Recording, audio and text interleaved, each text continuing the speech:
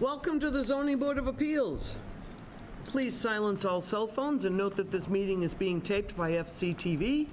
If there's any private party recording this hearing, please step up to the podium to request permission. I'll introduce the board and staff. On my far right is Mark Finneran. To his left is Scott Peterson. On my close right is Frank Duffy, the clerk. My name is Suzanne Murphy, chair. To my left is James Morris, vice chair, and Tony Petrucci, an associate. And we have Noreen Stockman, the zoning administrator, and special counsel George Pucci. The Zoning Board of Appeals is charged with applying the state zoning statutes as well as the town's zoning bylaws and reviewing and voting on applications. All decisions are made through the public hearing process.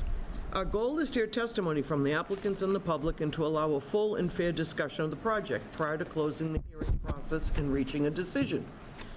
Number one, to begin each hearing, the clerk will read the public announcement for the hearing and read pertinent information from the file. Two, the applicant or the applicant's representative will then have 15 minutes to make a presentation, but their time may be extended by a vote of the board. Three, the board will then question the applicant. And then four, the public will then be invited to comment. Comments should be limited to 2 minutes, be strictly related to the proposal. All members of the public wishing to speak should wait to be recognized by the chair and should come to the podium. State your name and address for the record. Speak into the microphone. It will not amplify your voice, but will record audio for the FCTV viewers. And if there's anyone that would like to come and make a public comment before we go to the hearing on the agenda tonight, you're welcome, but can't be about the hearing tonight. Anybody want to make a public comment? I guess we're good. So we'll start off. It's a continuation of 05925 Falmouth Residential LLC, 809 Sandwich Road. And tonight we're going to try to keep it to landscaping and architecture. That was the goal. Which one do you want to start with? Let's do landscape. That was right off the top. I'm not sure. Are we plugged in here? You have this, just You got Brandon in the IT. that's great.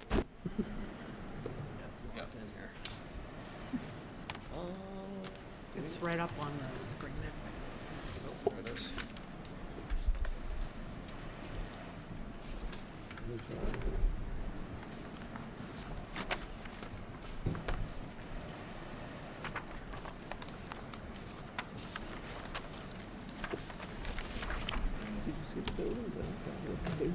Good evening. Alan Ackerman from Ryan Associates Landscape Architecture and Planning. It's been a little bit since I've been here, but I think at the last meeting, Brandon walked you through the site plan updates associated with bringing the project into compliance with the 35-foot front setback. And so in a lot of ways, the place to start with a landscape plan is to show that, as the sort of applying, if the landscape, can be reduced to thinking about applying the finishes to the project, we're showing tonight with the updated landscape plan that those site plan changes work as we update the plans with the planting design, the paths, the additional, I guess, parking and the other amenity spaces. So I'll walk through those and remind everybody that the compliance with the 35-foot setback really affected that first rank of buildings, the ones that are parallel more or less with Sandwich Road. They shifted about 12 feet into the site to comply with the 35-foot setback. Part of that change was to update the entrance drive to the fire department comments, which the radiuses, the radii on either side of the entrance widened. The median is no longer a curbed planted median. It'll be differentiated paving or paint to allow for the appropriate turning capacity at the entrance. But the character of this front otherwise stays very similar. There is now a 8x10 bus shelter alongside of on the Page South side of the entrance drive, where as well the community sign is, and that was in your packet for tonight as well, the shape and size of that sign. Bus stop. The treatment along the Sandwich Road frontage stays the same. There's a rail fence, similar to what's there now Yeah, that's along the right. property line with the street trees behind and then the fronts of the Oh, okay. the residences along Sandwich Road. At the end of the sidewalk, so. Sort of getting into the site where we had a pavilion before. This parking was reconfigured to allow for that shift to happen. From those GIS parking spots, there is a path that leads into what we've been calling the community green. That is about 2/3 of an acre open space behind the units facing the southerly property line. That's where the infiltration systems and reserve areas are.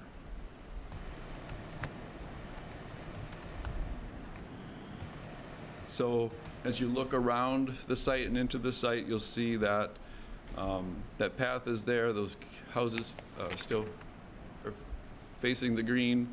And further into the site at the amenity area, the playground is still there. And the dog park is still there, reconfigured, and I'll discuss those changes in just a moment. And then the additional community Do you know how to use the arrow? Yeah. right there. That might be more Yep. helpful. Yep, Thank you. yep. So that's sort of backing up, that's where the pavilion layout changes meant that the. Is that going to be the mail now, right there? The mail will be there. Okay. So there's a pad there. The exact configuration of those boxes would need to be confirmed with the post office, but that's where that would happen, and there's a spot in the path there for that accommodation. This is the community green area. These dash lines refer to the subgrade infiltration systems and reserve areas. So even though the green looks cluttered, that's all subgrade. And these homes front the green. There's the path that leads into the green.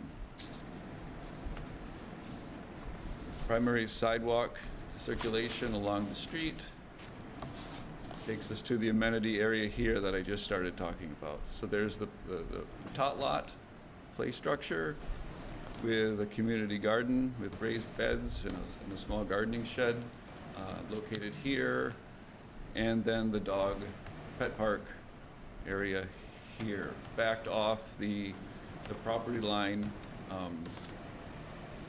here to preserve and revegetate that back buffer, as we talked about it, I think at one of the last meetings.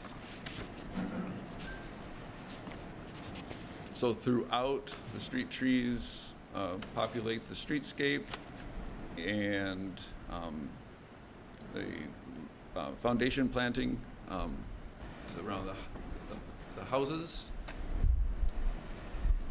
and additional buffer and planting area along in between homes.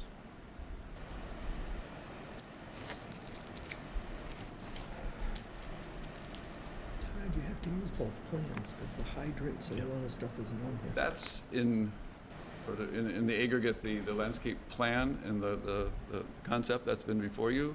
I think in the most recent sort of update with the Beals and Thomas letter, they hadn't received the updated landscape plan yet. There were a few things raised there, the endorsement of the plan, a question about a scale, which I think is updated now. Pet park surface, which would be a crushed stone surface. And then following on the update of the lighting plan with the new site plan, which as we work through the civil updates, landscape updates, we're updating the set as we go. So I think those were the sort of applicable pieces of the peer review, most recent letter from Beals and Thomas that were flagged. Okay. This is hard for me to follow because there's no street lights on this one. Street lights are on the other one. Hydrants are on one, not on the other. Just kind of, Yeah, the streetlights are here. on that one right there? Oh, Yep, good. Yep. I just wrote the hydrants in. All right, so there is the typical streetlight symbols are highlighted, so they are shown on the plan. What are they, an asterisk maybe? Yeah, yeah. Is that what it is? Small. Is that like And one then we right there? have the additional hydrant, which I should have mentioned with the Those are the streetlights. changes made for the fire department request. There's an additional hydrant midway through the neighborhood. And then the streetlights, which, again, the photometric plans will be updated. I think the only one that really got updated in terms of the streetlights was we had a light in the center island, and that now has moved to the curb line here. May I ask a question? Yeah, go ahead. On the lights, are these dark sky friendly lights? There's solar and they're dark sky, yes. Another question. Go ahead, Tony. How do I phrase this? Monday night, I attended a planning board meeting in which this town was talking about some zoning changes, but there would be tremendous effect on the water supply of this town, which is in very bad shape. And adding any more development to this town is going to be a problem. 40Bs don't care, but it's a problem for this town. One of the things that the water department, and I have the letter here, it's all public, you can read this letter, it came out on the 28th, talked about, is one of the biggest offenders of the use of water are irrigation systems. What are your plans with regard to irrigation? Minimal, I think the direction from Jack has been that we can't count on much irrigation at all. How would you, and I appreciate that, because there is, read this letter from the water department, talk to Matt Lannon. We have a serious water shortage already, and it's building. And with all these 40Bs coming on that we can't manage as well as we'd like to, that there's going to be even a greater risk to this town not having the amount of water that is necessary. But read that letter. I'll talk about this again later. Irrigation, in order to establish your plantings, I mean, you have to do something. You're going to have to be held accountable to do that. So what would your plan be? 1 year, 2 years of irrigation? If it's allowed, that's of course if it's allowed. Right, well, we'd, optimally install in the right season, so. Establish. Right, we're not planting in August, July, we're planting in the fall or spring. We're using temporary systems. What does that mean? Well, for trees, we would use the watering bags, so you're not, you're spot specific. And then we're using systems that can be, zoning that can be turned off, drip systems, for instance, that would be shut off. So it's hard, it'd be hard to impose on you folks a 40B, something that is not imposed everywhere. But if you recognize and you're concerned about this community that you're going to be working in, you have to take this into account, that what you're going to do, never mind what all the rest are going to do, we'll speak to them too, is going to have an impact, a severe impact on our water supply. To take it one more step, what will you be doing to mitigate? We have both a nitrogen, we'll talk about in septics another time. We have both a nitrogen and a phosphorus for fresh water. Fertilizers affect that. We have a very serious problem with that. How will you be handling fertilizers if you're going to fertilize at all? Right. And then I want to get into drought tolerant issues. We would be trending towards, with the sort of the emphasis of the town away from the golf course style, always green, always plush, always mowing every week. I see a big village green, and I think they're beautiful. Yeah. I do. I mean, I think they're beautiful. We should all have them. But we have a problem in this town right now you will be contributing to that problem as a 40B, as a large project. As a responsible developer, and I know you are, I know who the company is, this is something that we have to figure out as a board, how to condition this without having you scurrying to Housing Appeals Committee over something like this. And speaking as one board member, I'd like to know more how you're going to mitigate phosphorus inflow via watering, landscaping, all of that. One of the ways to avoid it is to plant more drought tolerant. What I'm looking at here on this landscape plan is not necessarily drought tolerant. Is there anything we can do to mitigate types of plantings? And I believe me, in a regular situation, this is beautiful. But how can you help this town as you work in this town to do that? Right, well, the green is the infiltration system zone. I mean, so it's providing it's a function there. It's not just a lawn to look nice, nice. And we don't want to tax that infiltration system by pumping water over the top of it when we're using that area for, its primary function. So the expectation here is that lawns will go dormant, right, when it's dry. And that has to be. Well, that's the expectation. Is that a condition that we should put in, that they must go dormant? I mean, I don't understand how we're going to be able Yeah, to. let me step forward. Mr. Petrucci. Tucci, It's very difficult. I didn't want to screw it up. You did, it's Petrucci. There's an R in there. I would forgive you. Sir. No, don't call me sir. You didn't leave out any vowels, though. We want to come back in a month. I think your questions are spot on. I think they're good questions. Rather than try to, make up on the fly, a canned answer. I mean, I think, drought tolerant, limited irrigation, limited duration of irrigation to establish planting and/or grass area are all, tools in the toolbox. Let Alan, Brandon, and I come back to you, and I think they should be, conditions of the permit. Thank you. May I, while you're still saying that, what are the worst offenders for phosphorus into the groundwater are, and we have an engineer here, are stormwater management systems. Yeah. All right, that is another but we can't do without them. Madam You Chair. could have I'm rain going- gardens. I'm going a long time, and You can do without them, Tony. I know other people have questions. Well, You let wanna me come back. I'm taking a long time, so I appreciate everything you've said. Thank you. I'll come back to the stormwater management. Excuse me, I just want to follow up on that. There is things you can do about them, specifically rain gardens.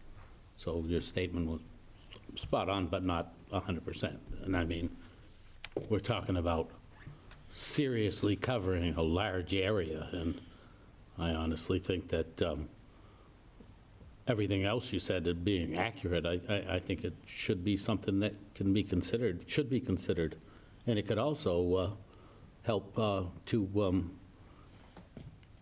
stave off a little bit of this dormancy during dry periods if you were to use the water in an intelligent fashion. But I have other problems as I'm well. very appreciative of Mr. Dolly wanting to come back and do something about this that, in a way, can be conditioned. So I appreciate that. Jim?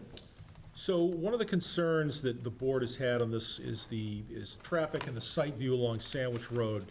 I'm looking at the plan, I just want to make sure I've read it right. The plan is, you're putting tulip trees in front of, essentially along the split rail fence line along Sandwich Road. Correct. And what's going to be planted is 1.5 to 2 inch calipers. How big are those trees expected to get as they mature?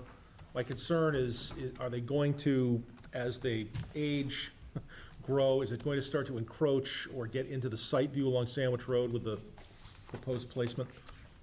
So there is a sightline analysis in your packet, I think, for tonight. We're back from all of that.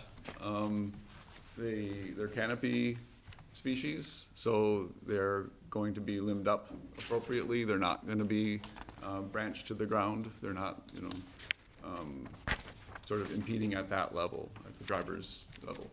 Well, on the edge of curve to the face of the fence, to the trees that are down behind the fence is approximately out, what's that distance? 10 to 12 feet. 10 to 12 feet, so you're thinking to know your car sort of at or close to the edge of curb as you're turning left or right. The rear of your car, well, the car is what, 15, 16, 19 feet long. The rear of your car is gonna be back where that fence line is, and the trees that are shown on the plan are behind that. So, the trunk of the tree will not be in the sight line. To the degree that they leaf out and droop down, that could be, and that would be a maintenance issue. So I'm not looking to micromanage. My suggestion or my concern, at least for the three that are on the south side of the entrance, if we can, to the extent possible, shifting them away from the road, just to make sure that the sight line is not imposed, because safety, and again, safety is, and traffic is a concern of the board. In the northeast portion of the proposed development, I know we've got existing vegetation, and then there's an area that just says buffer restoration area. We've had an abutter who's expressed significant concern about this. What is the plan in terms of allowing that to Right. revegetate? What? Right. So I think we have there's a subsurface storm chambers, so I needed to coordinate with Brandon more closely what we have for cover on those before, but as we finish the plans, or update that coordination, we will specify what that is. Thank you. No other questions at this time, Madam Chairman. Frank, do you have anything? Yes, a couple of questions. Would you just kind of go through again, or, once you have completed this project, assuming you get the permits you're looking for, and you've got occupancy and people move in, how are you going to maintain all of the common areas on this property? So it's a rental project, so Northland Development will be holding it and will be responsible for the care and upkeep. So they'll have a landscape contractor who will come in and do that work. And this will be done on a regular basis? Yep. One of the comments made in Beals and Thomas peer review, which I saw the other day, it's the one dated June 28th, which is a month ago. They talked about your plans for snow storage, and there was a concern that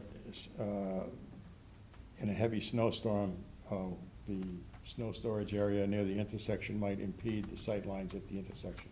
Did you see that, and have you given any thought to that? Yeah, we did see that, and I think we're updating that as part of the response to Beals and Thomas. So we're correcting that as we're applying the sightline analysis. Another thing, and I'm just asking this for my own clarification, one of the things they talked about was they call it the SWPPP, Stormwater Pollution Prevention Program, which is kind of a mouthful to say. Who is going to approve that? Is that something that's done by the Department of Engineering, or how does that work? Typically, we shorten it to a SWIP, just added an I into the abbreviation there. That is an application that we put together, and then that goes to NIPDES, which is the National Protection, or National Department of Environmental Services. So typically, it's reviewed by DEP. A copy will get forwarded to the engineering department, but that goes through construction controls to manage erosion during construction activities. Within our stormwater report that we've submitted with our application has been reviewed by the engineering department's peer consultant, and also Beals and Thomas. We have a operation and maintenance plan, both during construction, which is a smaller abbreviated version of that SWIP application we'll submit, and also a long-term prevention pollution plan and operation and maintenance plan, which speaks to after construction is complete, how are the stormwater management systems that we've put together, the infiltration systems, the catch basins, the water quality units, how are those maintained so they continue to function as they do today? And so that's something that is in our stormwater report. Typically, we will have a copy of that signed by the applicant acknowledging their requirements and obligations for long-term maintenance on the stormwater systems. Well, will the maintenance, continued maintenance of the drains for stormwater be part of the maintenance obligations you're landscape architect, talk about this. Really the landlord. Landlord, yeah. Let me just touch on the SWIP plan for a second. It's my custom, having done this before, that the SWIP plan is written when I've selected what we call the horizontal site work infrastructure contractor, the dirt guy, because I want him to, or they, or them, he, she, it, to own it in their contract. So it is a document that has to be produced, it has to be reviewed and approved at a state level, the DPW, so on and so forth, but it needs to be, it's not technically all that enforceable if I don't bake it into a contract with the guy who's actually pushing the dirt around and controlling erosion control, and those little bags that go in catch basins that you've probably seen on the road that are yellow, and those tube things, what do you call the tube things? Silt socks or Silt socks. straw wattles. That we do that after the permit, before commencement of construction. It can be, to Mr. Pachucci's point, it can be a condition of approval that prior to commencement of construction, such as submitted and so on. That's a customary kind of procedural matter. Okay. Relative to long-term maintenance, this is a rental community, so I'm the landlord, so I'll be responsible for collecting trash, maintaining the buildings, mowing grass, plowing snow, picking up trees, fixing fences, enforcing rules and regulations, making sure that dog waste is collected and put in certain places and not all over the place. All the things that us human being things we do. Bikes aren't laying around, stuff like that. Thank you. Abandoned cars don't just sort of set in guest parking. To address some of my concerns, because I wasn't so much concerned about how this is going to be handled during construction, because there's a lot of people monitoring the situation during construction, and there's inspections and so forth, but I'm concerned about the long term, after all that's done, and we're going down the road. So thank you very much, okay. Well, I kind of have a vested interest. If I maintain it well, I have higher occupancy and I have higher rents. That's understood. Thank you. Scott, do you have anything? I guess, Alan, just for testimony, could you speak to the 6 different tree types that you have and kind of the heights that you have? It's up in your legend. Sure. Just so folks at home can Yeah. get a better understanding. Right, so we have Thank you. the different types, the street tree, shade tree types in the first block of the list are the trees that we typically line, the streets with, that form the overall tree canopy. The tree canopy species are the larger trees that grow to the greater heights. We have the evergreen trees, which we've used in places for year-round interest and privacy that evergreens provide. The flowering trees, we've used them typically to punctuate prominent corners off the fronts of buildings, or to provide some character between the buildings, separation between the buildings. Then we break down the deciduous shrubs, flowering shrubs, that will be part of primarily the foundation planting around the building and other common areas. And then, of course, the evergreen shrubs, which are used to add interest at the same level. And then the perennial grasses and perennials that will round out the planting beds. And typically, we sort of, as a planting strategy, the planting goes in at a good size, but everything grows, and as things grow, so we pick the species that we know different things have different lifespans, and certain things will take over. So as we pick the species and intermix them around the homes, we know the perennials have usually a shorter sort of life cycle than the shrubs, but then as the shrubs take on their character and the planting beds mature, we know that we have good longevity and an attractive streetscape and pleasant environment to live in. I think to the question of, it kind of goes back to the questions of establishment that have been raised a couple times tonight. In the construction of the neighborhood, Northland will start with the first buildings, and as they're completed, they'll be planted, and the lawns around them will be installed. And construction will proceed across the site, which is the other component of that monitoring, establishing plants, letting them, and being there to get them through the first seasons. And then, we're still on site, the contractors are still actively planting the last building, when the first buildings, are pretty well set, and they don't need that attention in the same way. So it is, it's not like we're planting 100% at one big push. And that's always that's a risky operation. You have so much to maintain. But here it's, it's a duplex by duplex. So that will be part of the success of the planting and the weaning that will happen. Thank you very much. How many people do you project are going to live in here? There's 36 homes. Yeah, I know that. Yeah, so, Give me a number. yeah, I'm the landscape architect.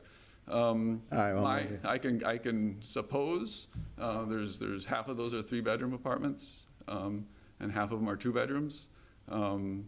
Most of them, I imagine, will have a baseline of 2 residents.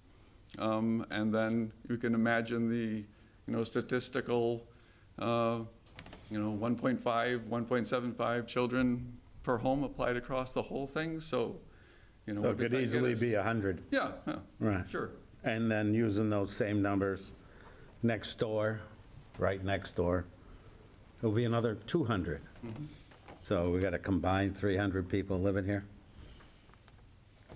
Where's the sidewalk? The sidewalk. Within the neighborhood, it's, No, I'm Yeah. not talking about that. right, This might be out of time, order, or whatever, but whatever, I'm gonna say it anyway.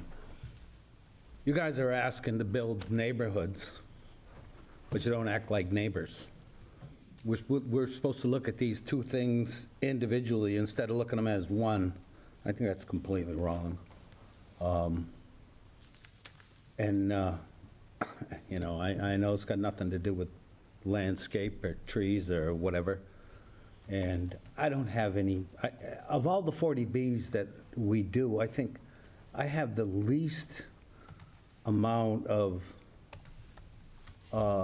concern that there aren't going to be some fairly decent properties built here. That has a lot to do with quality of life, but if somebody gets killed out front, they got no quality of life at all. And I'm just going to have to go back to it because it's my major concern. I'm concerned, I don't see why you guys can't share an exit. It would have a calming effect, left to right, would have to turn left or right. And anyone with any amount of logic can look at that and see that doubling the entrances and exits is doubling the potential for disaster. And as currently constructed, I don't care, it's I'm here, I'm supposed to do what everybody wants. I'm not voting for either one of these. And I think that it should be addressed, and it should be addressed immediately before we go any further down the road. But I can't say that my opinion is going to affect anybody else's vote, but I can also say on Sandwich Road, I fought to get the sidewalk, which we finally got, and I was voted down, I believe, twice before we finally got it. Safety is all of our main concern, and I just want both of you guys to realize that the potential for me to get one more vote for just that reason is there. Is it the potential for me to get a third vote because of that? I don't know. But I know I'm not changing. So take that with you. I have a few questions on landscape. Did you want to address that? Or should I I'll take just the nickel. continue? I'll take the nickel. The nickel? I'm not going to address that, no. Okay. I just want to sort of expand a little bit on landscaping for 1 second. One of the comments we heard last week from a resident spoke to the And a butter. agricultural concern of the area. This area is zoned Agriculture. agriculture and so on and so forth. And looking at this area down in here where we had a tot lot and. And big trees. And a dog park and so on and so forth. One of the things that I've heard from the manager of the Megantic Crossing property and Mike Galasso directly, that the residents really, really value over there is the community garden. They're raised beds, and so there's a picture in here that I took, that's that little square in the upper right. So I asked Alan and Brandon sort of reconfigure that area such that we could integrate some community garden space. So that's the genesis of that, listening to that comment. Listening to the property manager and Mike Galasso over there, that tot lot doesn't get used a lot, very much at all, as a matter of fact. But, we've had it on the plan from the beginning, so we kept the structure, and the picture here is the same structure that's over in North Falmouth. It's a little canopied play thing that at least you could go out and do something with you had a toddler or something like that. So that just wanted to highlight how that evolved and why it evolved. Yeah, I saw that on there. I've never seen any kids when I drive by there, ever. But I do see that there is stuff growing in their So garden. it's a little barn, a little shed, Yeah. but, I don't know what's in there. I didn't go look. You'll have to put a tap. Yeah, you put one of those, Yeah. Every other day. That's all you're allowed. Could I ask one more? Yeah, go ahead. Follow-up, you mentioned that you had chatted with either the residents or the property manager. Any other lessons learned from that development Well, they project? spoke to Mr. Petrucci's question about storage. I asked the question, how does that work? And because we were searching for whether we can go in the attic and basement. People tend to park in their driveway and use their garage for storage. Most everyone there has one car. Coincidentally, they have there's 10 residents there. 8 of them are women, single women with 1 or 2 kids. So they have some things out on the decks, arbors and planting and so on and forth. You drive through, it's not too cluttery. It's relatively clean. There isn't a lot of, there's a sidewalk in front on 28A that you could walk to, for instance, Dean's and to the Dunks. south, or Duncan's to the south, or you could go up to where the old brew was to the north. I'm on that, I live over there, I'm on there. I don't see a lot of traffic, foot traffic going in either direction. The bus stop is used.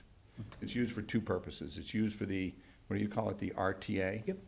The RTA stops out on 28A. There's a sign on the face of the bus, this building that we're proposed is a carbon copy of that. So the buses stop for kids, and then the RTA, that's a mapped location, but you text if you want to be picked up. I guess that's how the RTA works, unless it's a truly established thing. So that feature was something that was good. Okay. They used gravel for all their walkways. It's a mess. All that, and their driveways. As Alan says, all that gravel ends up in the house. They were supposed to be paved, they never completed. Well, that's between you and Galasso. Thank you. No, it's always good to have lessons learned, and especially since you're replicating the same building to some degree, so thank you. I have a couple questions on the snow storage. When I look at, you didn't put it on this plan, but it's on the other plan. And a lot of the trees are right where the snow storage is going, especially that one when you come in and take the first right at the end of that street. You got a whole lot of trees, and that's like your biggest snow storage area. And there's usually not, areas that, are meant to be plowed into, are different, but the street tree is limbed 6 to 8 feet. So there is, the ability to put snow around a tree, which. What size are these trees gonna be? The trees as they go in. Yeah. Yeah, they're spec'd at around 2 inches. And you think 2 feet of snow is gonna be peachy keen? 2-inch caliper. Yeah. Oh, okay. Yeah, no, we're not planting. No, 2-inch caliper. He didn't say caliper, so he said 2-inch trees to me. Okay, 10 feet plus. got it. Yeah. All right. I was just worried, because I just did look, and a couple of them, it's right where the trees are. And I don't want, especially like dogwoods or something. One of them has flowering trees right where the snow goes. And you just might want to take a gander at it, that's all. And how high up are you going to maintain the growth on the tree? Up the trunk? How, 6 to 8 feet. I mean, it's along the sidewalks Yeah. and the drive lines, so, yeah, like a typical. and how tall are they going to be when they're planted? How tall? Yeah, how tall a tree are you planting Yeah, there? they'll go in at 10 feet plus. Okay. Yeah. And I did want to ask, over by the barn, there was huge trees, like huge trees. I don't see them depicted on here, because I really wanted them to be saved. Do you know do you know the ones I'm talking Yeah, about? along the back corner here, yeah. Yeah, Yep. it's along the border, pretty much. Right. Well, it comes in a little bit, but can you put them on the plan so I can at least see them, or? Do we have that in the base?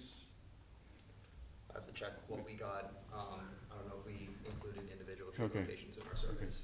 We've just shown it on the existing conditions plan, and you'll see it just kind of shows the tree line, so I'd have to see if we actually got. Yeah, there's some huge, yeah, and it would be good to save those, because they're, I mean, you can't replace those trees, they're huge.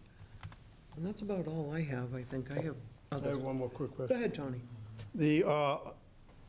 You touched upon photometric a minute ago. I really didn't hear what you said, but the question is, on the photometric plan you have in the initial submission, that cut sheet, is that the light you're putting in, or has that changed? I have to reconfirm that. We haven't changed it. We haven't changed it. Okay, I'm just curious, that's all. Because everything here becomes part of the comprehensive permit. Sure. Okay. Not that you couldn't get an administrative insubstantial change, but I'm just saying. Right.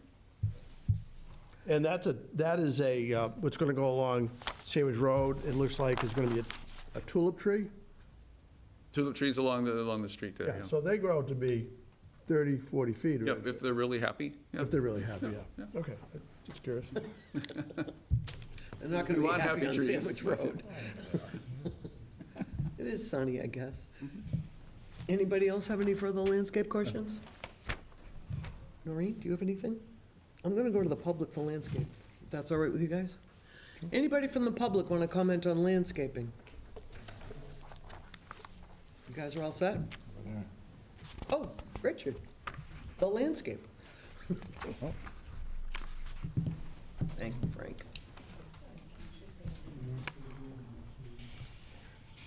Richard Johnson, 1 Anvets Avenue. I'm a landscape architect. I just want to make a comment that the buildings surrounding the village green, so to speak, there's a few trees there, but otherwise it's open field or lawn with no trees protecting the buildings or framing the view of that green from them. I realize there's a lot of underground material back there, but if at least a few large shade trees could be planted in appropriate spots, it would make that field far more attractive, at least in my point of view, and particularly along the property line with the next development. May I ask a question, Madam Chair? Yeah, I was just going to ask, can I ask first? Is there a particular tree that would be not the roots going down, too deep to affect the? I think that I wouldn't plant anything close to an underground facility, but there's, particularly in the east side, there's a lot of green space with nothing underground, and in the area where the sidewalk stops. Over in that corner, like, okay, Yeah, yeah. all right, So sorry, go ahead. are there types of plantings that can help draw phosphorus out of the ground? All Any- plantings. Any plant, any tree. Every plant does that? Yeah. Okay. So what should be, But- but, which means that we should probably want more. Yeah, well, a deep-rooted species, a tap-rooted species like an oak might be, to that point, more efficient in drawing Unless you use a rain garden. into the water table, but. I appreciate that. You're a landscape architect, you know these things, and yes, but they're coming back to us with something. Yeah. Mr. Dolly is coming back with something, but I just wanted to appreciate it. Thank you, Richard. Anybody else want to come up?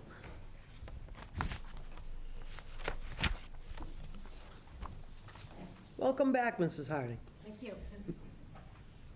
I just have a question. Valerie Harding, 540 Old Meeting House Road, Hatchville. I have a question about the island. Will there be plantings there or just a sign? And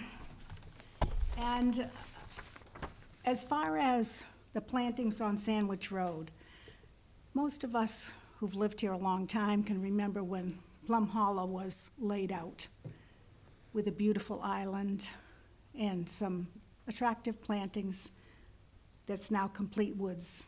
No island can be seen, no sign can be seen. I do appreciate the fact that Mr. Dolly has said that they will be monitoring and handling all the aspects of this property. I appreciate that he has done his homework by going to visit, the property in North Falmouth. But I'd like to know the long term. In other words, we're all gray-haired here. Is he going to be at it for 30 years?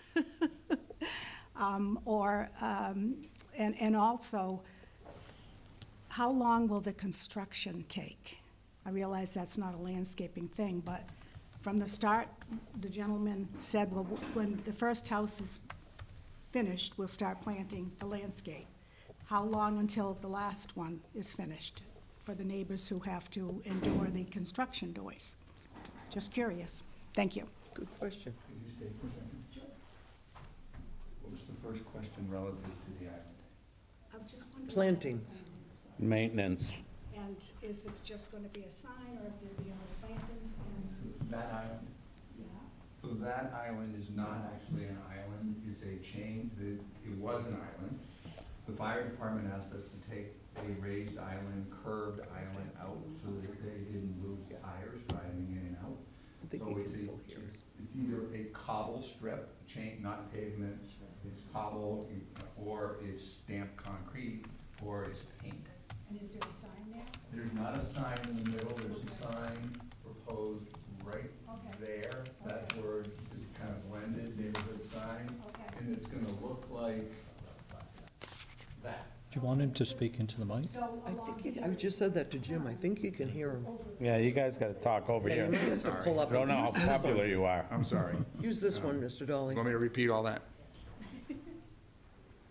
She was asking about if there were plantings in this island between the inbound lane and the outbound lane. That is not a planting island. The fire department originally was. The fire department asked us to take it out so they didn't lose their tires on it. It was going to be a change in surface. It's either going to be all asphalt with white lines on it, or it's going to be cobble, so it's a different, median that you can drive over. She then, Ms. Harding? Yes. Thank you. Ms. Harding then asked if there was a sign. The neighborhood sign is that little thing right there at the tip of my finger of the mouse, and it's going to look like this. What's the size of that sign while you stand? I can't read mine. The size of that is in your packet. No, it's too small to read, though. Oh, okay, all right, okay. I even tried my magnifying glass and couldn't do it. Can you read that? Give me a moment. No. It's over 6 feet. Is it? Oh, it's tall. Standing next to it. The top of that sign is 87 inches above the ground, meaning the arm, this arm, Actual dimensions of the sign. top of that arm there's a dimension right there. You obviously can't read it. That's 87 inches. The arm itself is 52 inches coming from the post to the left.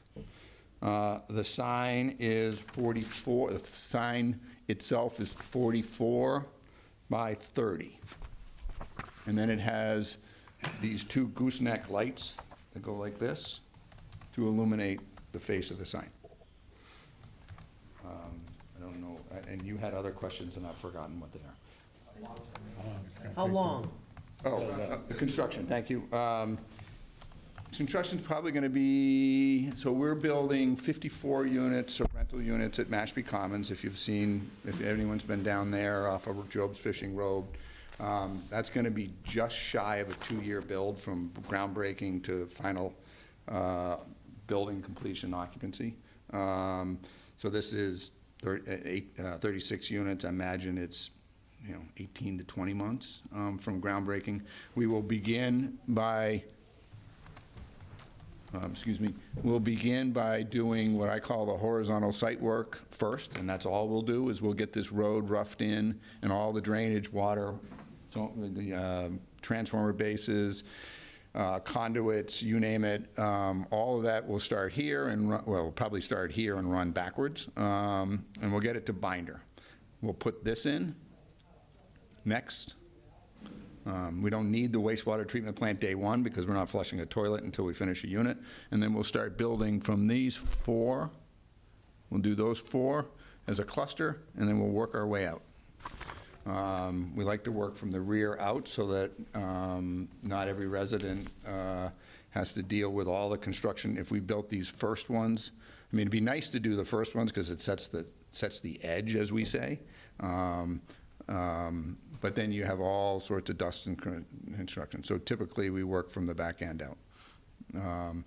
I would say, when we get to somewhere down in here, the dog park and all this amenity stuff starts to fall into place because it's needed. There'll be enough residents. The bus stop will go in fairly early because there'll be people living there. 18, 24 months at the most. I mean, it's a start to finish. Mashpee Commons, we're delivering one 4 to 6 unit building a month beginning September, and then we'll go September, one building a month, September, all the way, then there's 11 buildings? 11 buildings, so 11 months later, all the buildings will be done, and it probably took us 120 days to do this site work. All right, thanks. And then this is all dependent on whether Eversource shows up. And that's a whole nother. We all live on that edge. Ms. Harding, did I answer your question? Yes. And that in Mashpee appears to be a well-managed site. I'm making that as a statement. You should agree. He's hoping it's going to be. It's dirtier than I like it to be, but. I did the permitting, I'll agree. No, I mean, it's my own construction company, so the left hand is working for the right hand. So, we're able, They want to hear, everybody at home wants to hear you too. Should pull up to the microphone. It's our own construction company working for the we have a development entity called JWT Phase 1-B LLC, but Northline Residential Construction is working as under a contract for the development entity. This will be, what do we call this, Falmouth Residential? Falmouth Residential will execute a contract with Northline Residential Construction. That's the way we do it. That's the way you have to do it. So, and there's a team down there. That same group, Sean, Louie, and Arthur will be, and Scotty will be doing this site. And those guys all have 15, 20 years of tenure with me. I don't know why, but they do. Don't ask. The people Anybody at else home from the want to hear- public? You have to speak in the microphone. They can't hear you from back there. Is he all set? Anything else? I'm going to ask. Anybody else from the public? And we'll move on to architecture. All right, I'm not the architect, but I'm going to be the architect because Kit Weiss, the architect of record, is semi-retired and actually on vacation. But one of the questions, let me get organized for a second.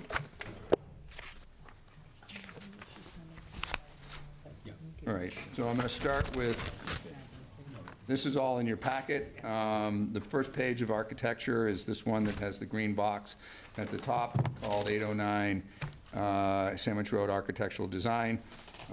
This is what has been built, known as Megantic Crosset in North Falmouth. There are 10 units and 5 duplexes over there.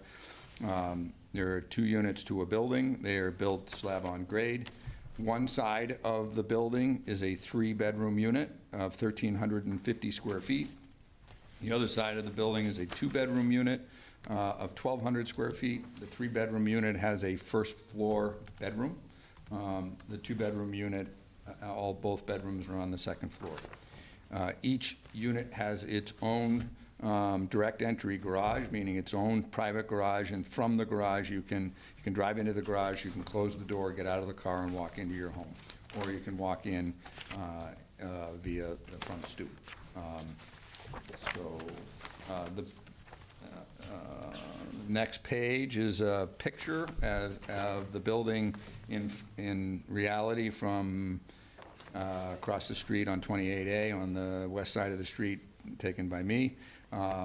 They're not vinyl, they're not hardy plank, these are built with wood.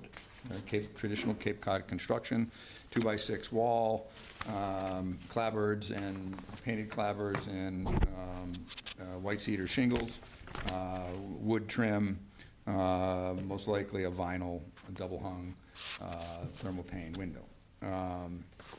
Architectural shingle on the roof, aluminum gutters, collecting rainwater and piping it to the ground and into various. May I ask a quick question? Yeah, go Yes. ahead, Tom. Just out of curiosity, I think you said white cedar shingle? Yeah, Real white? regular, the shingle that they've been doing down on Cape Cod since I was a baby, yes, That's, same ones. Given the cost of that per square, it's He's good to happy. see. I think he's trying to say he's happy. Yeah, that's quite something. I probably bought more white cedar shingles than I ever imagined. I don't know how to turn this image, so. Wait, Brandon's the IT wait, department. What's this thing do something? The turning circle in the bottom right corner, isn't it? Oh, there we go. Thank you. Let me make it bigger. There we go. A bunch of questions. You're upside down. Upside down. All right, thank you. So one of the questions that was raised was interior storage area beyond the garage. So I marked up the plan in this blue and yellow manner. The yellow is the mechanical room that's sort of tucked under the stairs, where hot water heater and the like would be located. These are going to be all electric units. There will be mini splits. So a 2-bedroom unit, there will be a mini split on the main level, and there'll be 2 mini splits up on the second floor in both bedrooms. And a 3-bedroom, there'll be 2 on the first floor and 2 on the second floor. And then there'll be an electric hot water tank in the mechanical room. The personal storage area, closet areas are noted in blue. So you'll notice on the left-hand side of the image on the screen, if you come into the garage, into your garage and into the unit, there's a coat closet immediately there. There's also a series of closets in that bedroom on the first floor, left-hand side of this particular image. On the right-hand side, there's there's 2 coat closets there. I think there was another question that was asked was the size of the porches. I've noted those in this image in green. So the entry porch is 8.6 by 17.6, 8.6 feet by 17.6 wide, and the rear porch, as it's labeled, is approximately 5 feet by 14 feet. And if I can go backwards somehow, how do I do this? I don't know how to do this. I was trying to go to the picture of the unit to try to give you sense of what I'm talking about. Yeah. So, yes, thank you. So that's the street side. This is the face of the building that would be facing 809. As you get into the development, this is the face of the building that essentially either faces to the north, north property line, or to the green area that the gentleman, landscape architect gentleman referenced. And this porch was it's a sheltered porch, if you will. It has a cover. You can see how it is covered by the second floor. Yeah. All right, so now if I rotate again. Oop, oop, oop. Now I go plus. Right? Plus. Come on.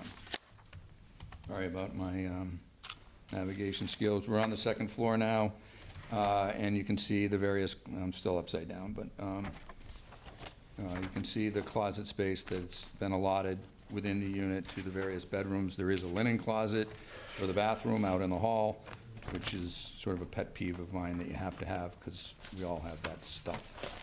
You know, sheets, towels, blankets, toilet paper, toothpaste, you know, toilet plunger, you name it. It all has to go somewhere. So anyone can stop me whenever they want to stop me. While you got it up, will you tell me the size of the rooms? It's hard for me to read this. Yeah. They look where pretty am I? What is close to each other. Scroll down.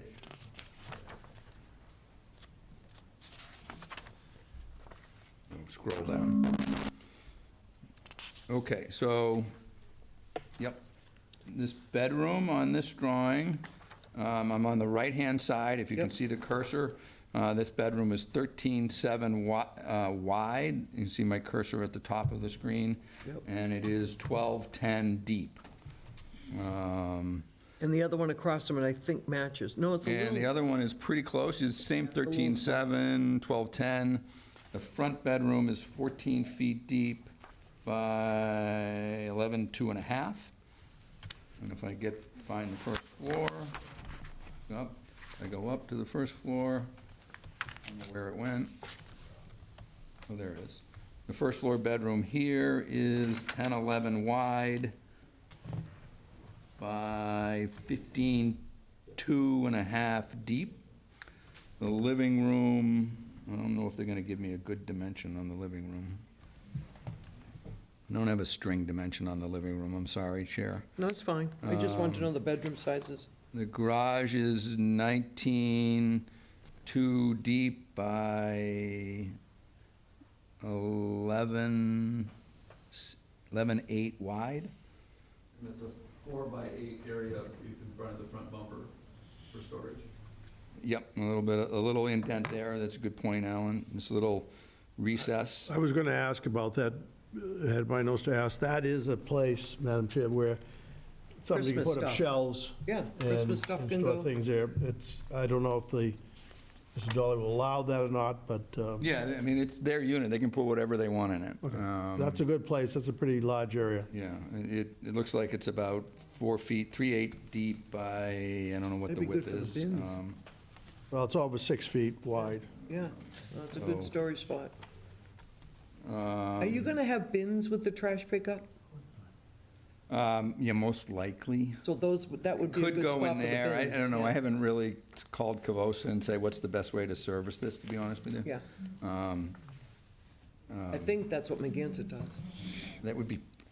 I think. I don't know about who they Dumpsters are use. nuisances. Yeah, For. no, but that would be a good place for the bins, that little Yeah, spot. it would be a good place for that. Yeah. But it does, to Mr. Bertucci's point, it does take some, I mean, you could put some shelves above for seasonal items, you know, high shelf above. All right, how do I where am I going here? Down? Get to the elevation. Yeah. Scroll down. No, I am happy about that storage area. Okay, thank you. So we've sort of talked about the elevations. A question was raised I don't know where it is in here, how tall the building is. It's 20, there it is, 25.6, excuse me, tall. And it's at the top here, if you see my mouse. 12 roof pitch in, the main body of the house. This little shed over here is a 612, an asphalt shingle, tab shingle, 2/2 window, double hung. Let's keep going down. Here's the side elevation, left elevation, going. You guys can stop me anytime you want. Elevation with the garages, garage door with lights in it, a transom light panel at the top to mirror some of the lights left and right. May I ask a question? Yes. Go back to windows for a minute. What would you normally put in? I mean, I'm not asking for anything. I'm just curious, what kind of window brand would you put in that's a vinyl window usually? We're using something called MI right now. It's a window out of Maine, very popular. Harvey got bought by somebody, so Lansing. thank you. So MI seems to be the go-to at the moment. Thank you. We've used quite a bit of them, and they seem to work. When they break, parts are available. Let me keep going. One of the questions was asked is on the units that we split one of these duplexes. Yeah, the baby ones, yeah. Yeah, we split a duplex in half to frame the entrance. This was Alan's idea, to sort of break down the massing at that entrance. So rather than have a duplex there, break it down and have a little bit of a softer feel. So I asked the architect to give me the full elevations for this, and so there's one on the right and one on the left. Unit 1 happens to be on the right-hand side exiting. The front elevation is the elevation that would face Sandwich Road. The right would be to the north. The rear would be on our internal, that, how we come in and we have a T. And the left would be, I guess, to the south? No, I think it's the other way. I'd have to go to the site plan. I think the garage is on the right-hand side, so it would be the left elevation would be on that north side, so it's not this is the elevation that you'd see as you drive in the entrance and look left. And then if we flip it the other way, Are the again, half units also 25, 6 inches, same? Are the half units the same height? same height. Okay. Yep. All we did is split it in half. One half is a 2-bedroom, one side is a 2-bedroom, the other side is a 3-bedroom. And it doesn't show all the detailing, he just gave me the line drawing here. I said they'd be all electric, I said they'd be white cedar shingle and clapboard, painted clapboard, 3-tab asphalt, architectural asphalt shingle, and gutter. There would be a composite deck. We would use some sort of Trex or, plastic kind of deck. For the porch and the deck, same? The rail would be that, it would be a AZAC, what we call AZAC, a rail system, which is a composite. She's talking about the porch as opposed to the deck. I beg your pardon? She's talking about the porch as opposed to the deck. They're going to be identical. It'd be the same material. Same materials, yeah. Same material. If the grading around the building permit in places, we'll step out of the unit to a patio, some sort of concrete, but I don't know that haven't thought about it that detailed yet. So what caught your eye to replicate a project, an existing project? You're a developer, why wouldn't you just do what you do? What in this design made you want to replicate it? A couple of things. I thought the massing of the building felt residential. I mean, the overall scale of this building isn't a whole lot different than a single-family home. In fact, it's less than many of the single-family homes that you guys probably come across your desk, you see around. I like the fact that from a rental or for sale, you get a garage.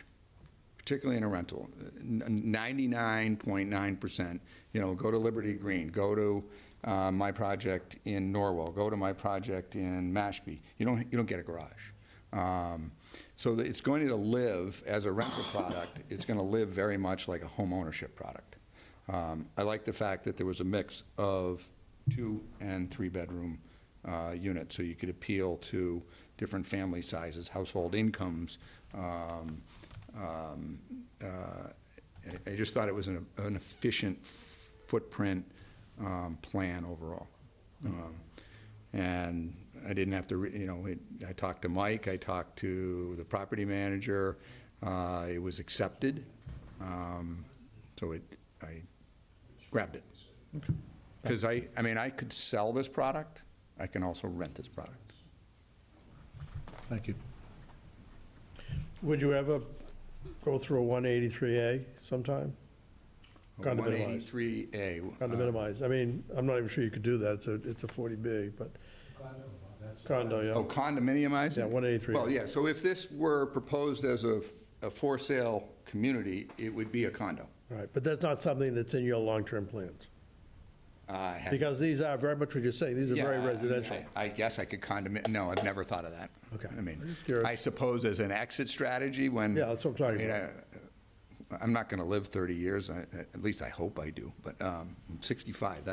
If I live 30 years, some poor sucker dealing with me. Don't go there, don't go there. I mean, that could be an exit strategy, but haven't thought about it. Just curious. I have a question. You said that most people don't park in the garage. How long is the driveway?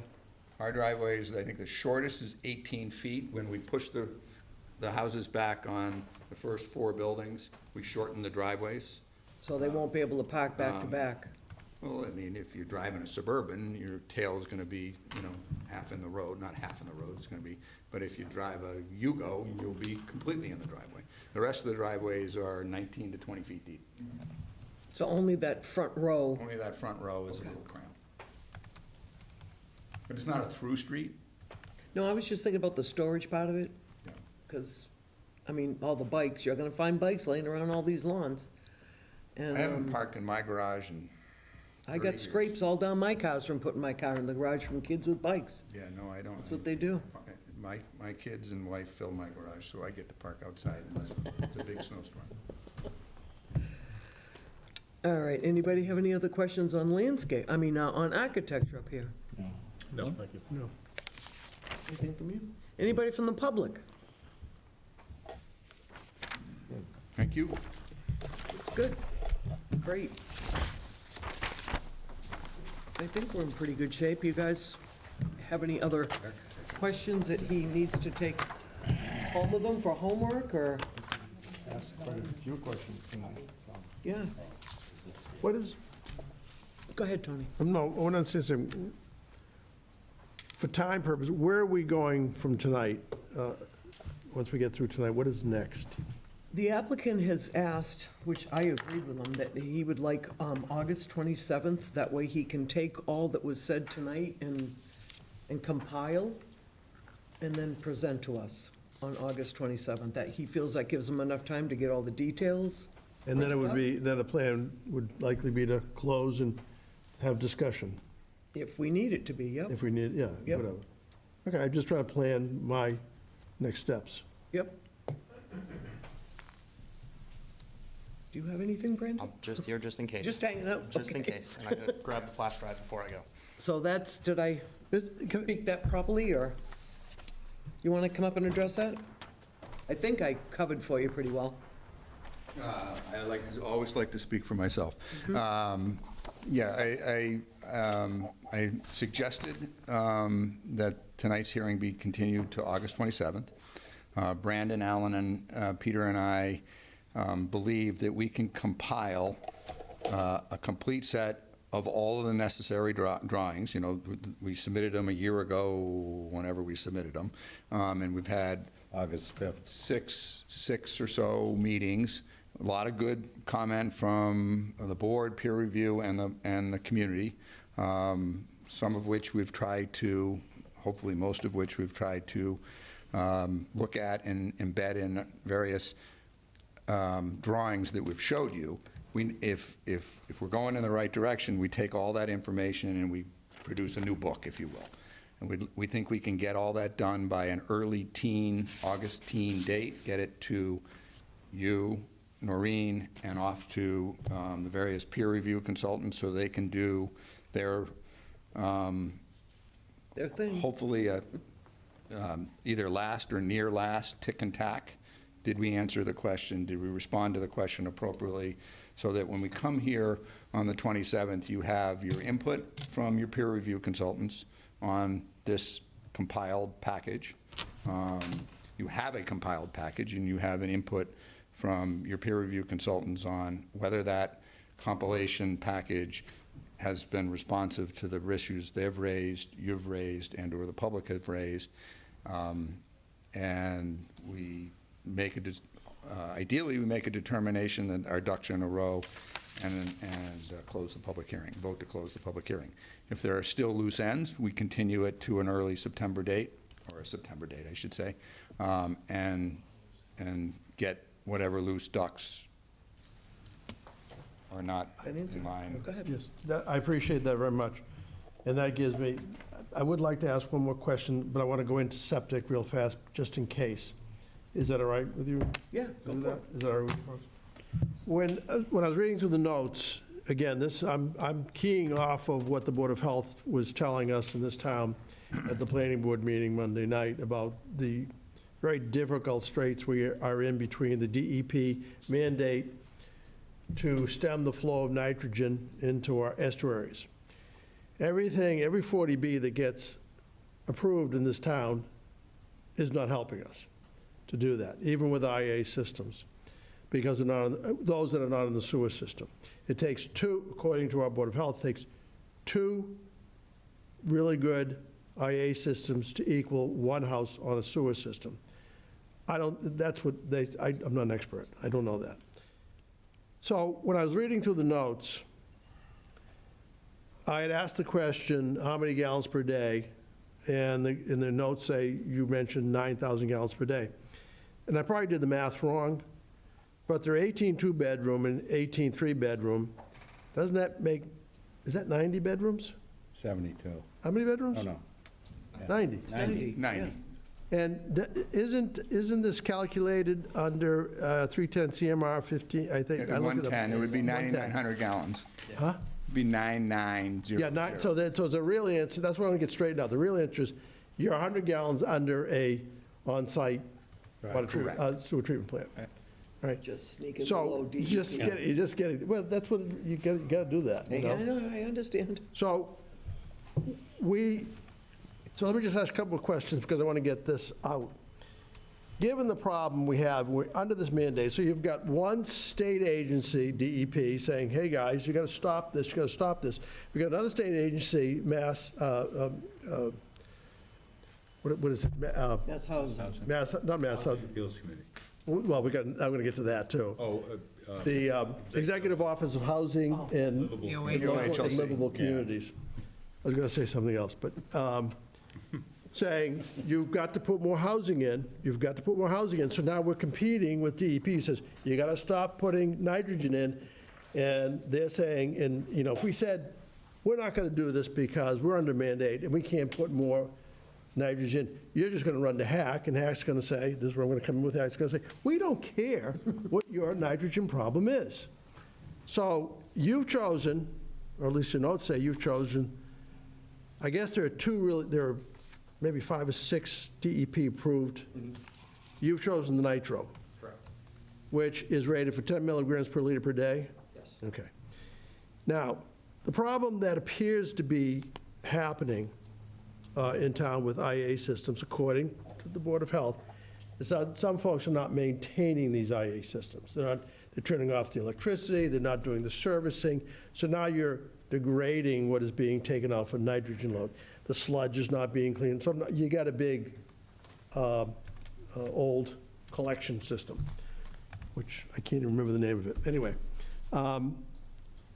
what I also heard the other night is that some of these larger systems, such as your planning, you can actually get an efficient, and you have to tell me if I'm wrong or right, you can actually get an efficiency as great as 5 milligrams per liter per day. We were able to get that through negotiation, and DEP, of course, was the final arbiter on that, on the larger development on the street, to an average of 3 to 5 milligrams per liter per day. They have an on-site, because you have around 50,000 gallons. You don't have that. And you don't have to do the on-site. So my question to you is, given, again, the level of responsibility, the stewardship, we have to follow by the law 40A and 40B, in this case 40B. But there's a certain responsibility of stewardship that everybody in government has. We pass by for a short period of time and we leave Falmouth, it should be in better shape. We're not doing that. We can't manage 40Bs the way we should be to deal with the DEP mandate to keep nitrogen out. So let me go back to that question. Is there any way of a large system, like the nitro system you're planning, that we might get down to the 5 milligrams per liter per day on average? Not a regular bit, but on average. Can that be done, do you think? So first, just to follow up, I have not checked the record, but if I had said 9,000 gallons per day, that was just a slip of the tongue. Just confirming, it does show 9,900 gallons per day on our calculation. So that was not trying to lie about what it was. I just didn't include enough nines. I'm not blaming you, I guess. Yep. Just to have it on the record, and the plans do reflect 9,900 gallons per day, so it is calculated per Title V correctly. The use of the nitro system is because there is the Board of Health regulations at 10 milligrams per liter, or per day.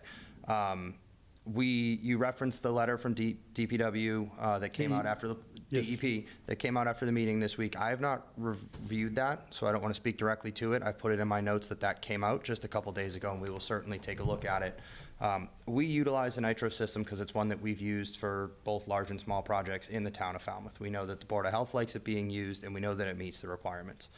With there being new directives to try and reduce that, we can see if there's a way to upsize that system or use another approved alternative system to get us to a lesser, not just meet the 10 milligrams per liter per day, but get to a, closer to that 3 to 5 number. I don't know if we can guarantee that, but we can look into an alternative system based off that direction. And speaking as what, I appreciate it, speaking as just one member, that's what I would ask you to do. Yep. And again, come back to us on the 27th and tell us whether or not that can or can't be done. Yep. And if it can, how will that be done? If it can't, why can't it be done?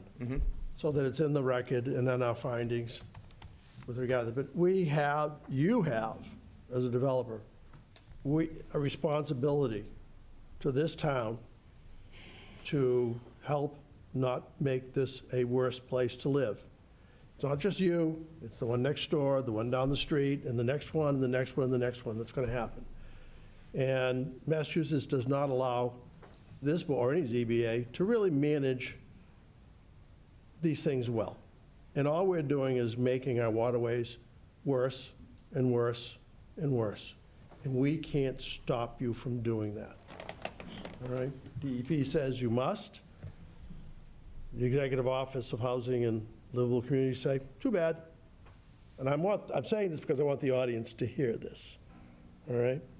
So I would like to have that in the next, if we could. Yeah, that's a good idea. That'll be certainly something that we will review and have, as you mentioned, an answer to that, either yes or no, and here why. is why. Yes. I appreciate that. Great. That'd be good. Madam Chair, Yeah, go ahead. can I add to that? And can I add to your list of state agencies? Last Thursday, you guys found out that the laws have changed and we've been neutered somewhat.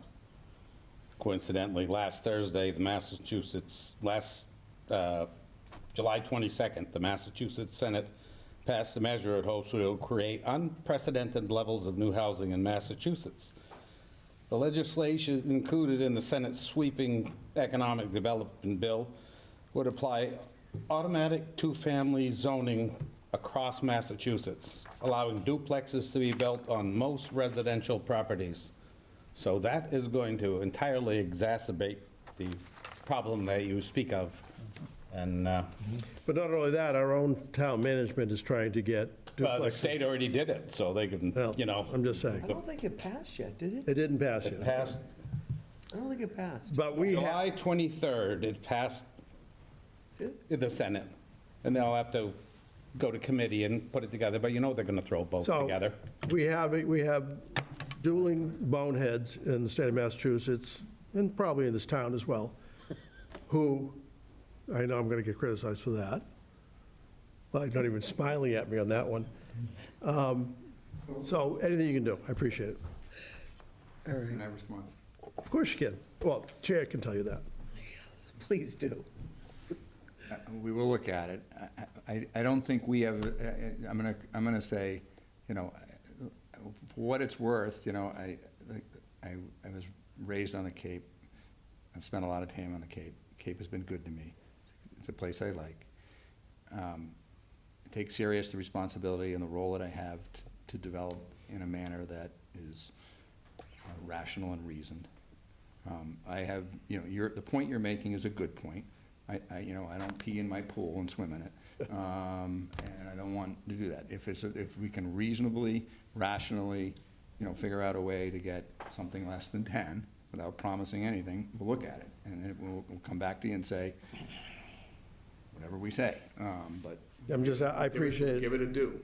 I appreciate just asking you if you would. I The town appreciate of it. Warren asked me to put one in on my house, and I didn't have to do it, and I did it because I don't want to. And you're maintaining it. What's that? Did you say you put one in your house? Yeah, but you're absolutely right. You know, I looked at another deal in another town next to this one where a whole bunch of single-family homes are going to be renovated, and I wanted to put it on a 10,999-gallon system so the whole thing could be managed, and now it's going to be 30 individual IA systems that aren't going to be managed. That's right. So, Not easy. So everybody's all set up here? we have a politics, you know. Well, I think we should just, if for our next meeting, go through what we're looking to talk about. I think one of the things that I had on my list was presentation and discussion on waivers. It's true, we will have to do waivers. So we should have, I think, an explanation, you know, from the developer as to what waivers they're looking for and the rationale for that.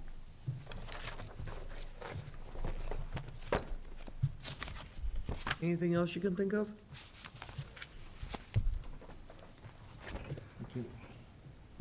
Do we have to worry about any easements or anything? This easement is on the other. Okay. Okay, I think that's it, right? You're all set? You, go take a motion if anyone wants to. Move to continue to August 27th. Second. A motion and a second. Any further discussion? All those in favor? Aye. Opposed, none. See you next month.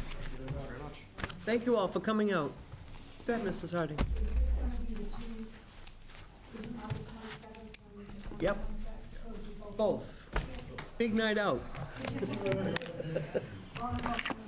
There you go. I won't be here that night, I'm in New Mexico, but I can miss one, so. I'm going to get 2 pens. Who was the second on that motion? Put one in my bag. George, you need us for, you need us? You can run Yeah, I'll see you next time. fast. Oh, To Broken Yeah. Bow. Conditions in. I'm not coming to Broken Bow because that's pretty No, no, no, basic. we'll be fine, yeah. But I'll see you this 27. one. Thank you, George. Yeah. Thank you, George. You're welcome. Thank you. I am working on Broken Bow, though. I'm following it. Okay. And I'll do the decision and stuff when you're ready. Thanks, sorry. I'll see you later. Thank you. Thanks. I emailed you the plans. All right, moving along. Good thing Noreen brought up waivers right over my head. Thank you, Noreen, for bringing those up. They Oh, that's fun. didn't even think of them. Are we doing any minutes? We are tabling. Tabling minutes. Next, we have West Falmouth Wait a second, Estates. we have a question on minutes. Didn't you suggest in an email that we may have to have a different procedure for approving minutes because we have a new person taking the minutes? Yes, I wasn't sure if that was something people wanted to talk about, but we do have a new person who's taking minutes.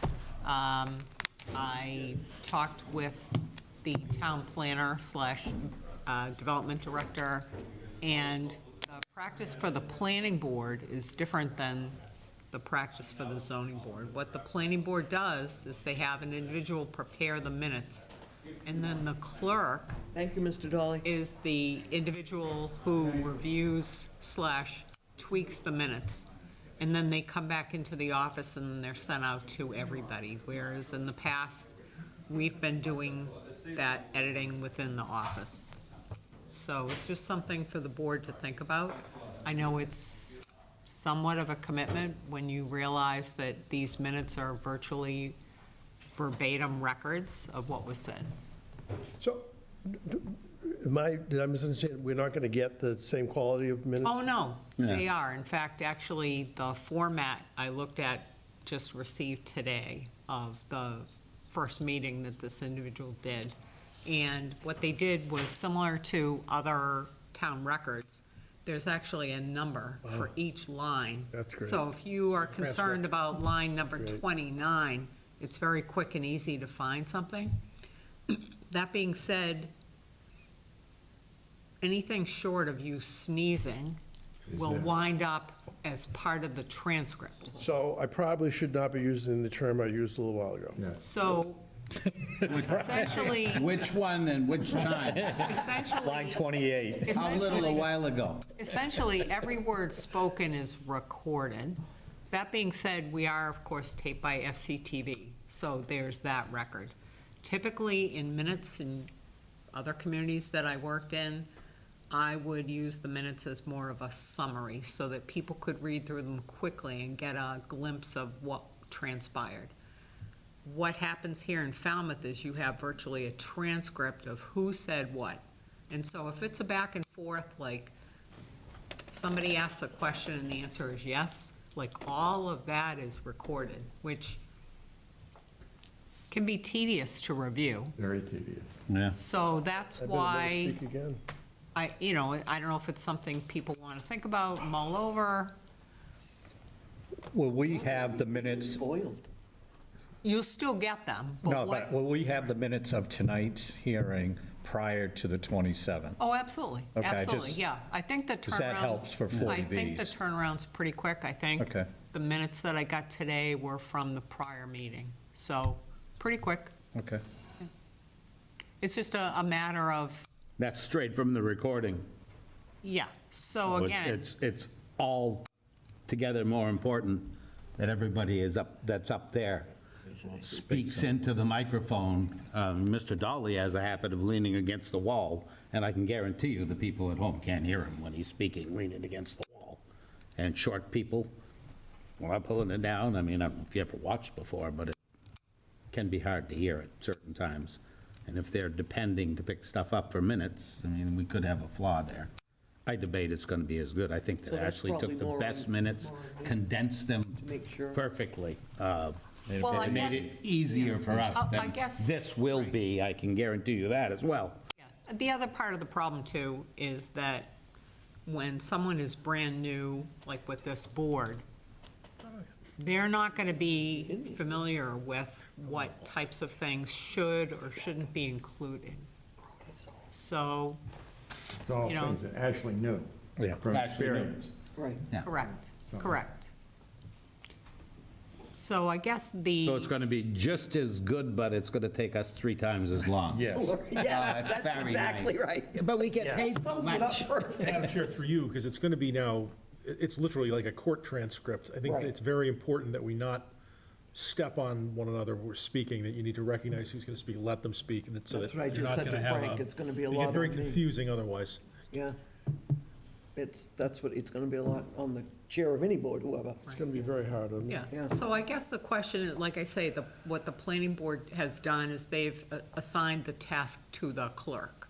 So what happens is instead of the minutes coming in and being reviewed by the office, it would be reviewed by the clerk.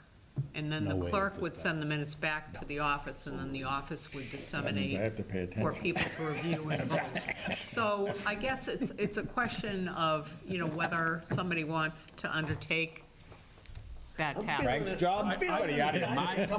I think we should double Frank's pay. 2 zeros. 2 zeros. 2 zeros for Frank. I'm Frank's just an gonna get 2 associate, so I zeros, that's a good Let's see idea. how it works out. But Okay. we've got this new system. We have no choice but to Use it. work with it. And then, once learn we've it. done it for, we can criticize. Then we'll be certain that it See what stinks. happens. I deal with enough transcripts, Frank, I'm happy to give you a hand. Well, no, but Ease our way into I've done it this. too. I just happen to think that I've never really, personally, never really approved of that type of minutes. I think if you just, the open meeting law only requires certain Synopsis. information, a Yes. synopsis, that is fine, but I understand why some people want to do the transcript type minutes, particularly somebody who's doing it remote. That's the only way they can kind of relate to what we're doing. Right. I think the other part too is longevity, in that, when you've become accustomed to something and you're using it all the time, and you logically know how something could be condensed, but when you're brand new, you really don't know what pieces are important or That's not. right, that's right. I agree with that. Mhm. Okay. We were spoiled. Okay, so I we'll hope we just, all appreciated it while we were All spoiled. over now. All right, now we have West Falmouth Estates. On case, Oh, I'm sorry, Madam Chair, I was going to just make some suggestions on this. My understanding, and please, correct me if I'm wrong, or I think for the purpose, we all know what happened, but I remember the last time we had a decision like this, we had some constructive feedback that we need to be a little more transparent. So my suggestion would be that for the purpose of the record and people watching in the television audience tonight, we have a brief recitation about procedurally how we got here, and then my understanding is that, at least based on the decision, starting on page 22, that's where the hack has changed the decision and imposed additional conditions, that we just read those into the record. Is that nothing else has changed, and that previously that the decision has been publicly, it was posted, it was read into the record and voted on. Yes, I guess there, just for your reference as well, there were a couple of tweaks that were made at the very beginning of the decision, one of which was to add the letter R after the end of the case, so that we're understanding that this is the housing approved, After remand. Right. And I think I also added in that, that this had been appealed to Housing Appeals, which our prior decision, of course, had not. So there's a couple of, I guess, factual tweaks in the beginning, and then the rest is essentially exactly what the Housing Appeals Committee directed us to change in the decision. I think, as Mr. Morse has suggested, the only thing we really need to do is to, if we want to, go to the additional conditions imposed by the Housing Appeals Committee, which frankly would take us till midnight to do all the other tweaks, which are, many of them are just minor and inconsequential. Do you know the factual tweaks that were changed, Noreen? So I believe I did not bring down the red line version with me. I think of public of interest, it's the conditions added by the Housing Appeals Committee that would be of interest to the public. I don't disagree. So on page 23, is that? Starting on page 23. Yeah. It says 23. I was just going to read this, but you go for it. Although we did have a few comments from the special town council that we worked with, and,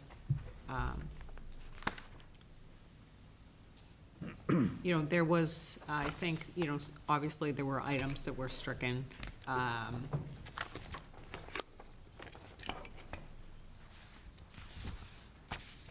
One of the items that they brought up was the appeal period, and, the fact that we hadn't necessarily included within our decision that the decision would be good for 3 years of time, period of time, but we didn't also have mentioned that that period didn't include the appeal period. So there were, some little tweaks like that that they corrected. Those are just corrections to comply with the existing statute. Yes. It's not Yeah. a new condition No. That's, So do you feel you want to read them? Happy to read them in. Go for it. So the changes that are now incorporated into the comprehensive permit previously voted by the board that was then appealed to the Housing Appeals Committee and remanded, beginning on page 22, it states additional conditions imposed by the Housing Appeals Committee. Continuing on to page 23, small a, the development consisting of 20 total units, including 5 affordable units, shall be constructed as shown on the site plans as set out and prepared by Atlantic Design Engineers, LLC, revised through December 17, 2024, Exhibit 6, and shall be subject to those conditions and requirements imposed by the board's decision filed with the Falmouth Town Clerk on January 13, 2025, Exhibit 8, as modified by this decision. Small b, the board shall not include new additional conditions. Small c, the board's decision is modified to provide that the developer is required to comply with all applicable non-waived local requirements and regulations in effect on the date of West Falmouth's submission of its comprehensive permit application to the board, consistent with the decision pursuant to 760 CMR 56.02, local requirements and regulations. Small d, the developer shall submit final construction plans for all buildings, roadways, stormwater management systems, and other infrastructure to Falmouth Town entities, staff, or officials for final comprehensive permit review and approval pursuant to 760 CMR 56.0510, small b. Small e, all Falmouth Town staff, officials, and boards shall promptly take whatever steps are necessary to permit construction of the proposed housing in conformity with the standard permitting practices applied to unsubsidized housing in Falmouth. Small f, construction in all particulars shall be in accordance with all applicable local zoning and other bylaws, regulations, and other local requirements in effect the date of West Falmouth's submission of its comprehensive permit application to the board, except those waived by the decision or in prior proceedings in this case. Small g, the subsidizing agency may impose additional requirements for site and building design so long as they do not result in less protection of local concerns than provided in the original design or by conditions imposed by the board or this decision. Small h, if anything in this decision should seem to permit the construction or operation of housing in accordance with standards less safe than the applicable building and site plan requirements of the subsidizing agency, the standards of such agency shall control. I, no construction shall commence until detailed construction plans and specifications have been reviewed and have received final approval from the subsidizing agency, until such agency has granted or approved construction financing and until subsidy funding for the project has been committed. Small j, the board and other Falmouth Town staff, officials, and boards shall take whatever steps are necessary to ensure that a building permit and other permits are issued to West Falmouth without undue delay upon presentation of construction plans pursuant to 760 CMR 56.0510B that conform to the comprehensive permit and the Massachusetts Uniform Building Code. Continues on to page 24. Small k, construction and marketing in all particulars shall be in accordance with the presently applicable state and federal requirements, including without limitation, fair housing requirements. Small l, this comprehensive permit is subject to the cost certification requirements of 760 CMR 56.00 and EOHLC guidelines issued pursuant thereto. Madam Chair, I think, having read that, perhaps a brief summary of the two major impacts of this decision on our decision should be just summarized for the public. One, we had approved 16 units. The Housing Appeals Committee restored the developer's request for 20 units. Okay? So the project is now 20 units. The other major impact that I see is that the Housing Appeals Committee decided that at the time the developer applied for the comprehensive permit, our health regulations did not require an IA system at this location. We put a condition in requiring IA systems. The Housing Appeals Committee determined that since at the time of application there was no requirement for IA, but the requirement for IA came during the hearing process, that we had no authority to request or require IA systems on this project. So they're allowed to go back just to Title V. Those, I think, there are several other conditions. Those are the two big ones. Those are the two major ones that I saw. So, Madam Chair, a question. So we had testimony tonight about all of the challenges that the town's under. Yet, we get this document back, so we have no avenue to appeal this decision. We can't go to the Supreme Judicial Court. Well, I'm not an attorney, and I shouldn't be calling anybody out here, but why hasn't town council given us some guidance here? So We're approving, now we're being forced to approve 20 units with just Title V system. So we were working with special town council on this particular decision. Yeah. And so I'm assuming a determination was made that they were not going to pursue this further. But we've never heard any rationale behind anything. Town council came to us and said, this is the rationale for not going to, we have a problem in town, and it was discussed tonight. Exactly. This is just making it worse, and we're not going to fight this I for think- 20 units? Not in safe harbor at the time of the application coming in. 4 units. Right. I'm sorry, 4 units, All right. right. In one of the, well, I'm not going to talk further, but I have a couple of comments about this decision after you vote as to what to do. We also are directed to sign, as Mr. Morris read into the record. So just for purposes of discussion, I would make the motion that we amend the decision in West Falmouth Estates in accordance with the decision of the Housing Appeals Committee and execute it and record it with the town clerk. I'll second the motion. A motion and a second, any discussion? I can't put in there in spite of our better judgment. You just said it. I still don't understand why we don't have a written correspondence from town council on optionality, on challenging the decision.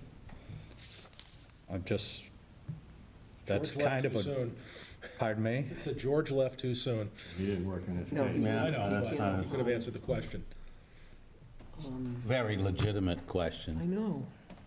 I apologize, but I just No, don't, what do you I should have vote for something that. having a break. without- I mean, the answer, I'd say, again, I'm just as concerned about nitrogen and the concerns raised by other members of the board, but we don't. It's not gonna go anywhere. We're gonna lose this on appeal. We have no jurisdiction over Title V issues and wastewater as long as they're compliant with the regulations. And the hack has said, at the time, there was no IA requirement, so they're not gonna, I think that's they struck the thing. I would prefer the IA. I think everyone on the board would prefer it. absolutely, but I think that's determinative. If it didn't exist at the time they filed their application. I look at this just like a remand from the Superior Court, like issue the decision with these changes. You know, I guess the other thing I will offer you is that special town council did go and appear before HAC, and they made their best arguments on your behalf, and they were not successful. So I think the idea of now appealing further, they probably didn't feel that there was anything further you were really going to gain. What I don't, if I might, what I don't understand is, we have a Housing Appeals Committee that acts is legally allowed to act in this manner as a court. But the Superior Court, is it Superior Court? Generally, appeals of administrative bodies are taken to the Superior Court Right. first, and then. But a Superior Court is a less biased body than HAC would be. HAC has one purpose, and that is housing. All right. Superior Court, wouldn't the Superior Court look at it in a more balanced manner? Not necessarily. They don't look at it on a de novo basis. In Yeah, other words, you're they gonna don't give- start at the beginning and go forward again. They essentially defer to the regulatory agency, and it's our job on appeal to prove that the regulatory agency exceeded its authority. Not that we disagreed with it, but that they had no authority to do what they did. And that's a very, very daunting It's a big hill, big hill, challenge. yeah. So that would likely be why town council would not want to pursue this in Superior I Court. don't know, I didn't talk to them. Because you'd have to prove that hacks were hacks. That's right. Well, yes. Exactly it. At least they're named correctly Good way of putting anyway. it, but yes. So they're adding to the nitrogen loading, which is again against public health and safety, and we can't do anything about it. The Look what the legislature needs just did to to look at us. these development issues holistically, and they're not. There's just competing mandates from state agencies, and no one is looking at the big picture. They are looking at the big picture. It's not designed to help any one of us. It's designed to help.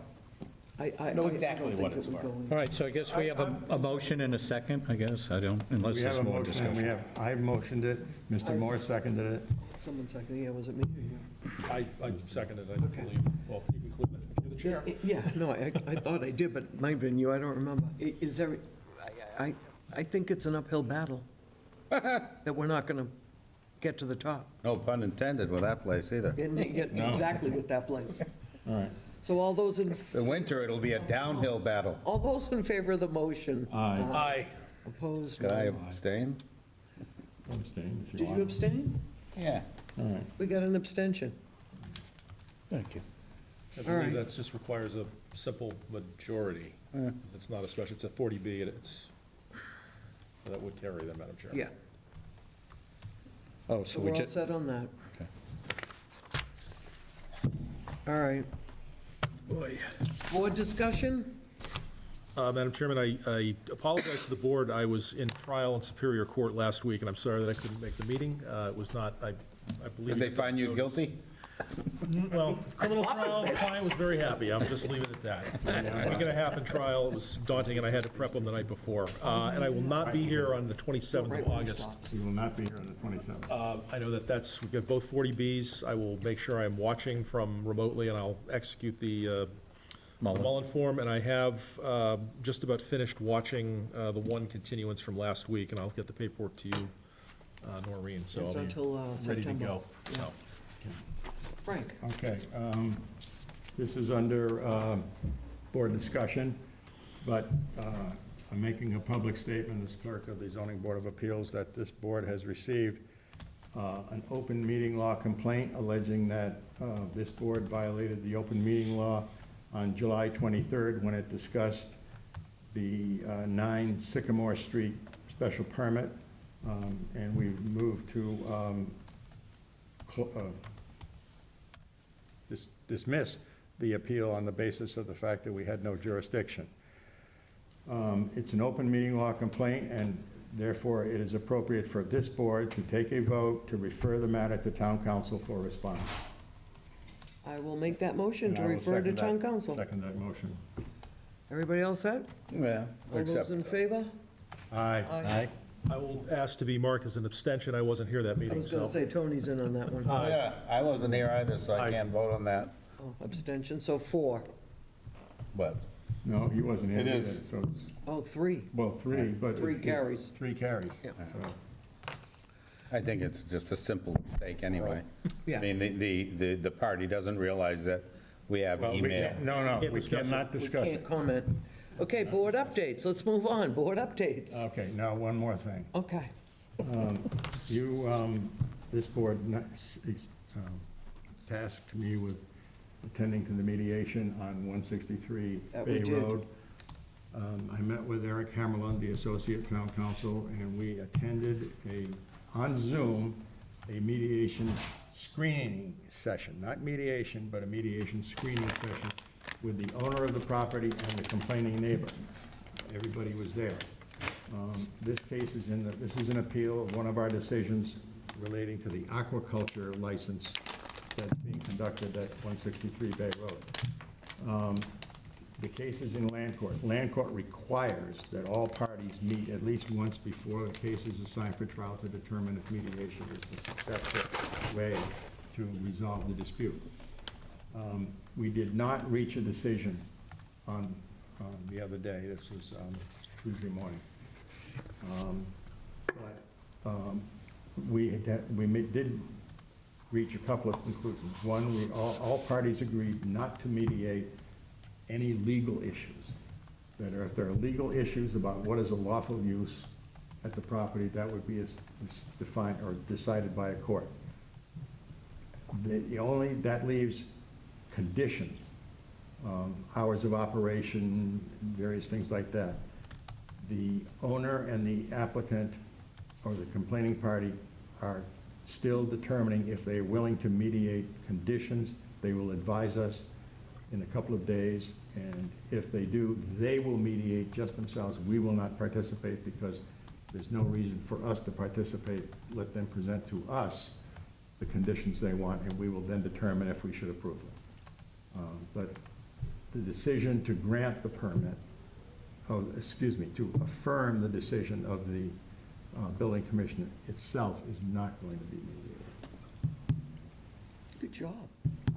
Is that- glad you were Zoom. Is that clear? Yes. Thank you, Frank. Very good, nice. Future agenda items. May I make a suggestion? Yes. Why am I talking so much tonight? You're the clerk. Job. You're doing a fine job at it, too. This is for our future meeting in October, when we meet and discuss business. I read this decision from the Housing Appeals Committee on West Falmouth Estates, and I think there's a lot of lessons to be learned in that. It's very instructive about how the Housing Appeals Committee looks at our work, about how they think about our work, and what we should know when we're deciding what to put into a decision. And I don't want to... Maybe we don't wait till October for that. Well, it's going to take a while, and it's going to be a freewheeling discussion. At least I think it will be. But I think that it's very instructive to read that decision and read their thinking, Their minds, yeah. their minds. Yeah. And I think we should all be aware of it. Yeah. I think their minds are one track. Well, that's probably true, but we should know what it is. Always good to know what the other guy's thinking. Now, in other words, I'm not suggesting we talk about West Falmouth Estates specifically, but we talk about things like what is economic and what is uneconomic, what conditions we have authority to oppose, what conditions we don't have authority to What oppose. constitutes a health or safety What- issue what for the con- hack? Also, the level of evidence that we have to back up our decision. Just something that's pulled out of thin air doesn't usually fly, but if we've got the testimony of the chief of police or somebody to back us up, then we're much better off, and that kind of stuff. Yeah. No, that's a good And I guess to that And point. that's like, should be put properly in findings.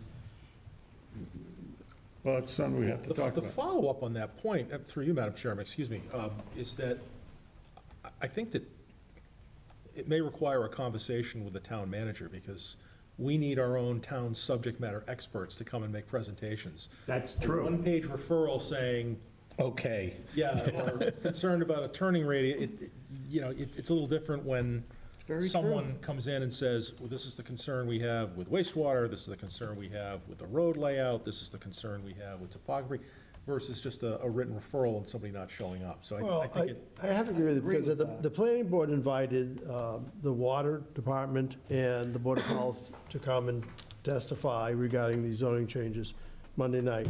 They were invited by the chair, and they showed up to be, and they did an absolutely outstanding job explaining their subject area expertise. I think They are two professionals. that it was outstanding. Everybody learned so much. Respect for those guys. And I think you're absolutely right, Mr. Morse, absolutely right, that we need to be able to get the same thing when we need it here, Well, that's the thing, when we need it.